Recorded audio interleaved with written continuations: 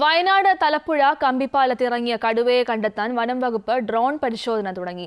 കടുവയുടെ സാന്നിധ്യം കണ്ടെത്താൻ 14 ക്യാമറ ട്രാപ്പുകളും 2 ലൈവ് ക്യാമറകളും സ്ഥാപിച്ചു. രാത്രികാലങ്ങളിൽ ഒറ്റയ്ക്കുള്ള യാത്ര ഒഴിവാക്കണമെന്നും ജാഗ്രത പാലിക്കണമെന്നും നിർദ്ദേശം നൽകിയിട്ടുണ്ട്. കഴിഞ്ഞ ഒരാഴ്ചയായി തലപ്പുഴ കമ്പിപ്പാലത്തും കാട്ടേരിക്കുന്നിലും കടുവയുടെ സാന്നിധ്യമുണ്ട്.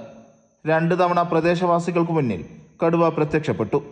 വീടുകളോട് ചേർന്ന വാഴത്തോട്ടത്തിലും കാപ്പിത്തോട്ടത്തിലും കണ്ട കാൽപ്പാടുകൾ പരിശോധിച്ചതിലൂടെ കടുവയെന്ന് സ്ഥിരീകരിച്ചു. രാവിലെ പ്രദേശത്തെത്തിയ വനംവകുപ്പ് സംഘം ക്യാമറകൾ സ്ഥാപിച്ച് നിരീക്ഷണം ശക്തമാക്കി. നിരവധി വീടുകളും സ്കൂളുകളും ഒക്കെയുള്ള മേഖലയാണെന്നും വനംവകുപ്പ് നടപടി വേഗത്തിലാക്കണമെന്നുമാണ് നാട്ടുകാരുടെ ആവശ്യം.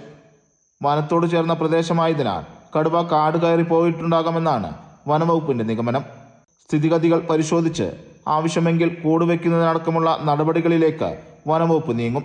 ജനങ്ങളോട് ജാഗ്രത പാലിക്കാനും നിർദ്ദേശം നൽകിയിട്ടുണ്ട്. അമൃത ന്യൂസ്, വയനാട്.